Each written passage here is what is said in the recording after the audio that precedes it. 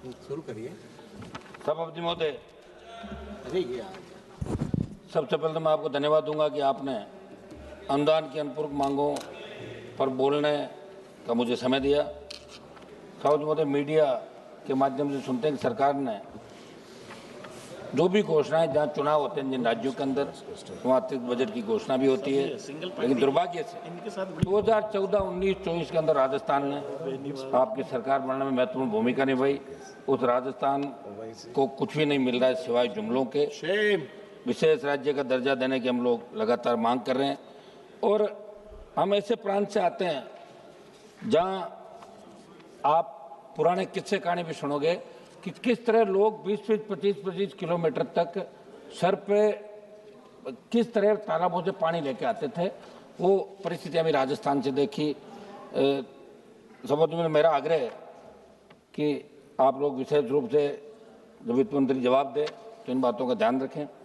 देश के नागरिक 2 जून की रोटी को तरस रहे हैं, और ये स्थिति तब है जब सरकार कई जन कल्याणकारी योजनाओं से गरीबों को लाभान्वित करने की बात करती है। विशेषज्ञों का यह भी कहना है कि विगत 5 वर्षों में गरीबों की स्थिति यथास्थिति के अंदर है। आप सत्ता पक्षी लोग विपक्ष पर आरोप लगे जिम्मेदारी से बचना चाहते हैं, मगर ये देश समझता है कि मोदी जी का तीसरा कार्यकाल, ऐसे में पहले कार्यकाल में तो आपने विपक्ष पर आरोप लगा दिए, लेकिन फर्स्ट, सेकंड, थर्ड अब लोग कुछ काम आपसे चाहते हैं। देश का जवान आपसे काम चाहता है, देश का किसान चाहता है, देश का प्रत्येक वर्ग मोदी जी जो घोषणाएं करो धरातल पे कैसे हो, ये देश का जनता चाहती।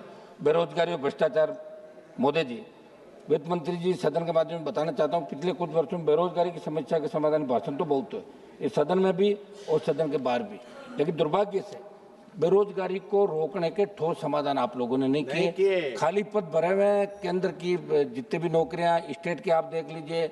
मैं राजस्थान जिससे आता हूं, राजस्थान स्टेट की नौकरी में 5 लाख पद खाली है। और सबसे बड़ी बात, आप किसान की जमीन ले रहे हो, उद्योग लगा रहे हो, तो वहां तो कानून बना दे कि कम से कम 80% स्थानीय लोगों को रोजगार मिले, ताकि लोगों को बाहर कमा के खाने के लिए नहीं जाना पड़े।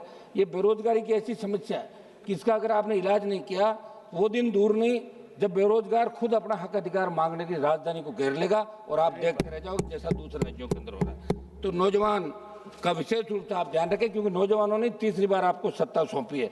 नहीं तो आप विपक्ष पर आरोप लगाते लगाते कहीं खुद विपक्ष में नहीं बैठ जाओ। उर्वरकों की कमी से जूझता किसान।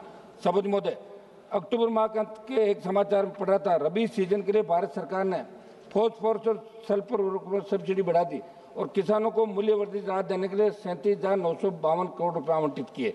मगर मैं बताना चाहता हूं कि चाहे रबी खरीफ किसानों को डीएपी और यूरिया समय पर मिलता ही नहीं, मांग के क्रम में आपूर्ति नहीं आती। मेरे राजस्थान में सरकार ने खाद की खरीद के लिए लाइन पे खड़े किसानों पर लाठीचार्ज किए। हमारे वहाँ के कृषि मंत्री जी जरूर अखबारों में छपने के लिए दौरे करने की बात कर रहे हैं, लेकिन दुर्भाग्य से किसान को यूरिया और डीएपी के लिए भी लाठियां खानी पड़ रही है। सभापति महोदय, मेरे राजस्थान के अंदर सरकार से मैं मांग करूंगा, करौली सवाई माधोपुर जिले की सीमा पर प्रस्तावित डूंगरी बांध निर्माण के विरोध में आंदोलन चल रहा है। 4-5 बड़ी महापंचायतों में हजारों की तादाद के अंदर लोग वहां इकट्ठा हुआ, बिगड़ सकता है। ग्रामीणों के अनुसार इस बांध से उनकी उपजाऊ कृषि भूमि, प्राकृतिक जल स्रोत और सांस्कृतिक दौड़ नष्ट हो जाएगी। साथ ही रणथंभौर टाइगर रिजर्व और कैला देवी वन्य जीव अभियान का 22 से 37 वर्ग किलोमीटर हिस्सा भी डूब क्षेत्र में आ सकता है, जिससे पर्यावरण को गंभीर नुकसान होगा। साथ ही पहले चरण में छिंतर गाँव के लगभग 50,000 दलित, आदिवासी, मीना, गुर्जर और किसान परिवारों के विस्थापन का भी खतरा है। सरकार इस पर पुनर्विचार करे। सभापति महोदय, मैं एक मिनट। सभापति महोदय, समाप्त। हम वो लोग हैं जो कोरम को पूरा रखते हैं लास्ट तक। आप इस तरह नहीं करें, 1-2 मिनट एक्स्ट्रा देर। आप खुद सिंगल मेंबर पार्टी से आते हैं, आप 15 बोले समय।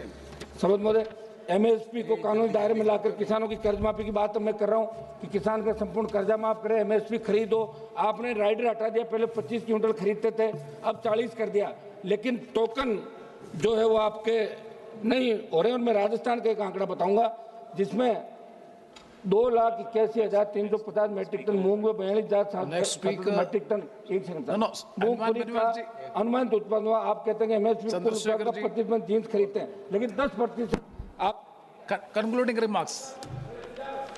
रिमार्क्स एक सेंटेंस से कंक्लूड करो ना। थोड़ा महंगाई को नियंत्रण करें साहब। तेल गैस किस तरह बढ़ रही है, किसानों के जो खनन पट्टे हैं उनके खातेदारी के अंदर दिए जाए।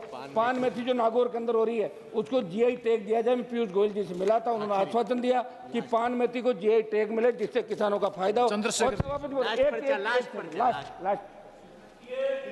वापसी के जो मामले हो रहे हैं वित्त मंत्री जी, यहाँ स्टेट की जो डीएलसी है वो बहुत कम है और बाजार मूल्य जमीन का 25 लाख और आप दे रहे हो डीएलसी से 5 गुना। मेरे वहाँ 35,000 डीएलसी है, 20,000 डीएलसी से 1 लाख मिलेगा। धन्यवाद, मेरी धन्यवाद। एक मिनट समाप्त तो करना था, समाप्त करो ना। आप एक सेकंड में ये बोल देता हूँ सर, ये लास्ट चंद्रशेखर जी प्लीज, एक सेकंड सर, समाप्त करने दो सर, मैं मांग करूंगा। हनुमान बेनीवाल जी नहीं समाप्त करेगा। आप चंद्रशेखर जी। धन्यवाद सभापति जी। सदन के सभी सम्मानित सदस्यों को कंक्लूडिंग सेंटेंस आप कंक्लूड करो, विद एक सेंटेंस से कंक्लूड करो। चंद्रशेखर जी एक सेकंड। एक सेकंड। मेरी मांग है सर कि नागौर में मेड़ता से पुष्कर रेलवे लाइन की बात करूं या नागौर के निकट भदवासी मकोड़ी बाला से घंटा पीरनवासी गांव में आरएसएम में मैंने भूमि आवंटन के लिए गजट निकाला।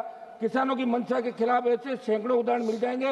लॉ एंड ऑर्डर बिगड़ सकता है। एथेनॉल फैक्ट्री के टाइम भी लाठीचार्ज हुआ है। बोलिए चलिए आप, ये ठीक नहीं है। ये मेरी मांग है कि आप थोड़ा सा सुधार करें। चंद्रशेखर जी धन्यवाद।